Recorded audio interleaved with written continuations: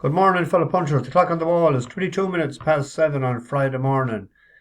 I'm in Galway City in the Park House Hotel, and just get this out of the way and I'll go back for another hour of rest because it's badly needed, not because I had a late night for any other reason than two reasons. We went to, the gang did, to the trad on the prom out in Salt Hill. So I brought them out and they asked me would I pick them up. So I said I would. And then they were looking for French fries or chips on the way home. So I told them just pretend you're teenagers or in your early 20s for an hour, and we headed to a Supermax in Ayr Square. And they were delighted with their chicken burgers and the French fries and the dips and you know what. And Coke. They all love their Coke. They're two Cokes, I think, apiece, harshed into them. So I don't know whether they need the breakfast or not this morning, but we're not having it until 9. But we're not heading until 10. They're having a lie-in. And we're heading on to Galway. They're staying in the outside buildings in Loch Castle tonight, outside Donegal town. They're not staying at the castle itself. And then I came home, couldn't find parking out the back. They tried to move cars and whatnot, but when I wasn't leaving until 10, I'd have to be moving maybe at 7 or half, and so I parked in the car space next door. I think they'll validate the ticket for me this morning, so I'll be parking for nothing. But just touch and go. There was about an inch and a half to spare going in with the pole across, and then just touch and go now. But I had to be my head out the window looking over. But the NFL started through the night as well. The Chiefs, my beloved Kansas City Chiefs, beat the Ravens 27-20, and it wasn't over till 5 o'clock. I watched the start of it and then I fell asleep, and I watched the last 20 minutes of it. They had a chance actually, the Ravens. They had the ball with 10 seconds to go. There was a foot in touch or a foot on the line that may have saved them. If there was a touchdown, that would win for 2, it could have won it by a point. Good enough game. The Chiefs are a bigger threat with the rookie, the draft pick, Xavier Worthy. He got 2 touchdowns. So we're off and running. They're actually being clipped from 11-2 into 5-1 to win the Super Bowl. I meant to say that actually, if I'd done the video last night, went back to Manty Post. They were 6-1 up to yesterday, and they went into 11-2. There must have been a bit of money for them.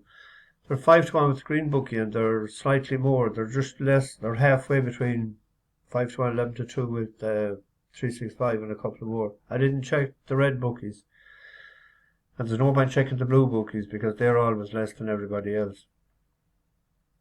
We were in off to Doolin yesterday morning.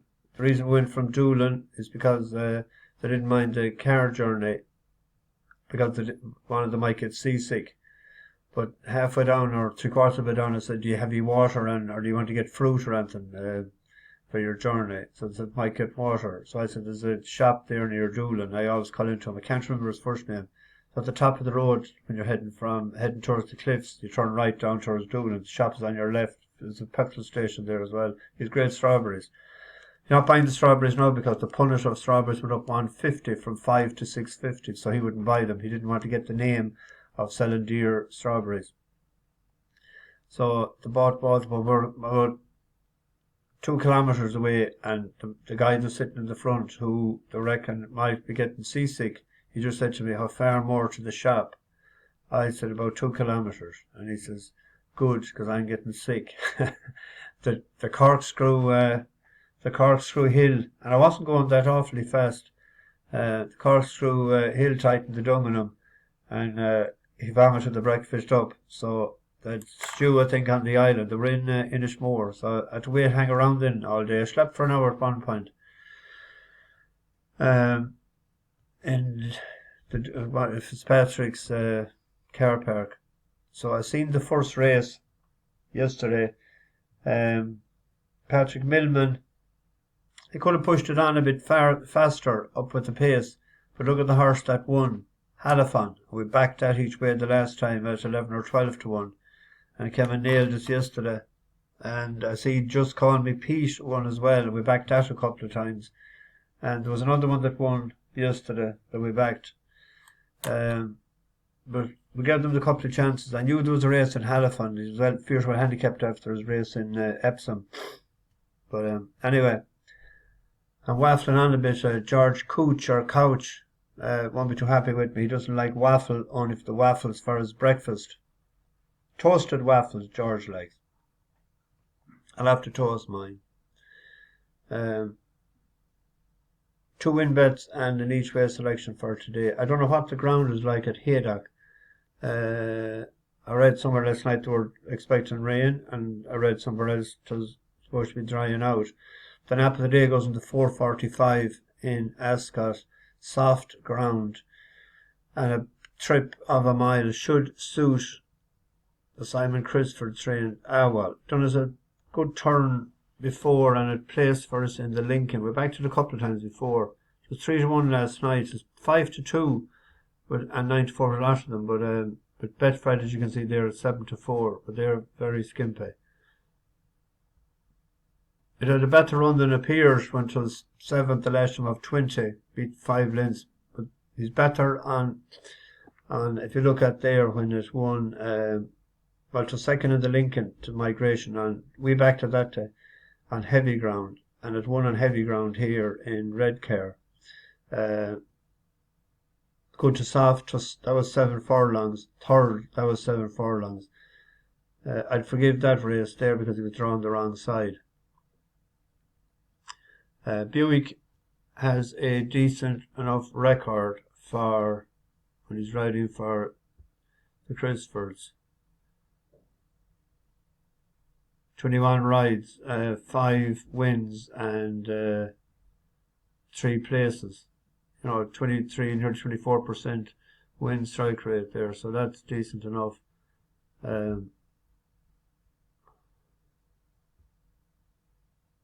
Still 5 to 2 and 9 to 4 there. I'm expecting that to be competitive, so that's the nap. And onto the 4:45. Now this is a ground dependent bet, good to soft, and if it's soft, if it's raining, I'd fancy it more so. It's a horse that done us a good turn before, actually done us 2 good turns before, one at a 12 to 1 price, is Animato. This needs cut in the ground. And when you see the breeding, you know why. Ulysses, by Ulysses, who should love cut, and then Pivotal mare. Pivotal loved to get his toe deep into the turf. But he won for us off 70. That was on good ground, just 2 mile, and then it good to soft in Chester. Mile and a half was too short. Ran well enough there against Knights of Fair, but the good to firm ground would have been a problem. But one off 70 and 72. Back down now to 73, where it's only a pound higher. But if it was good to firm, I wouldn't have a notion. And I prefer if this was 2 mile. But I'm not sure of the weather. Good to soft. If it's soft, with better chance than good to soft, you know what I mean. But at 12 to 1, they're paying 4 places, a lot of the bookies. Might be worth a rattle each way. And then Alan McLaughlin was asking for Down Royal. I had a couple of picked out, but I'm going with the one. A horse I tipped up recently, and it was a non-runner, Arch Enemy. Niggling doubt, you see, because Patrick McGee has not a winner since January sometime. So that's quite a while ago.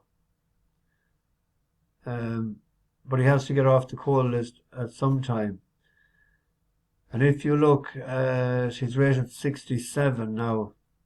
It went to 65 in Listowel last June. That was the first time out. It has won over a mile and a half in Dundalk.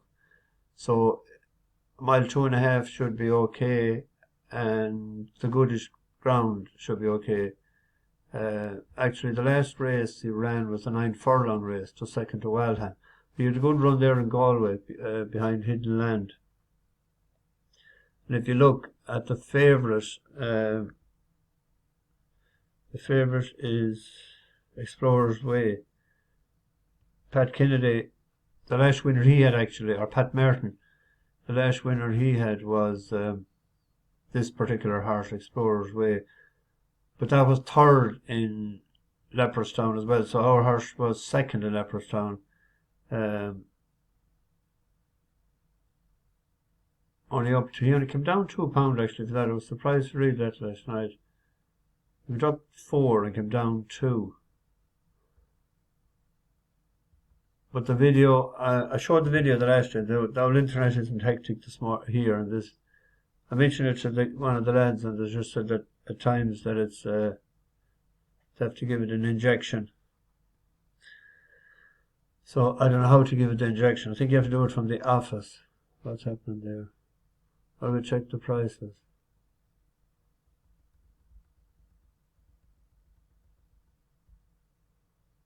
$72.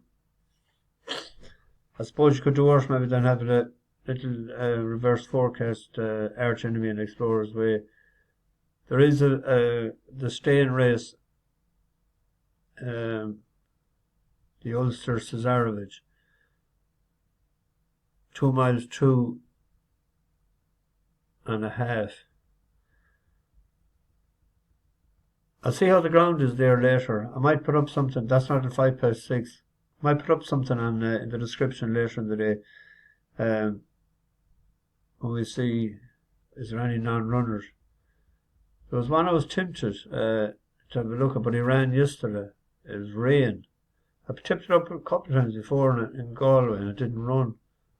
But it ran yesterday, but I didn't see the race. So I'll have a look back at that and see. It's only beaten 3.5 lengths in 2 miles. Now, if they ran that, you'd imagine that might have been to get away with the cobwebs yesterday. But you have Happy Jackie.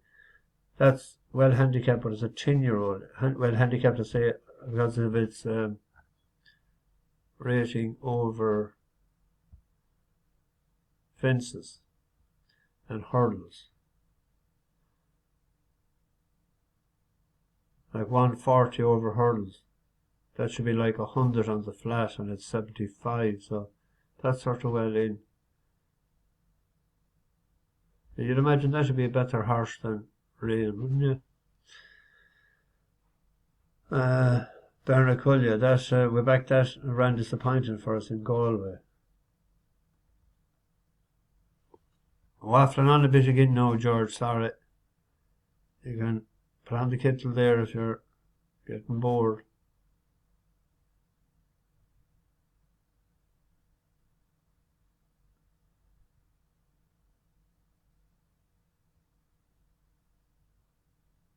Actually, the ground looks to be key to that horse.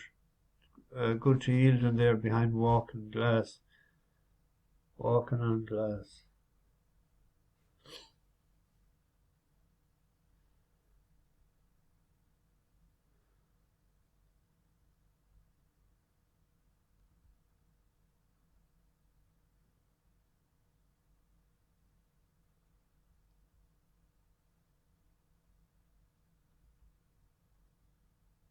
Wesley Joyce. That might be the bet in that race. Barnacullia. Each way.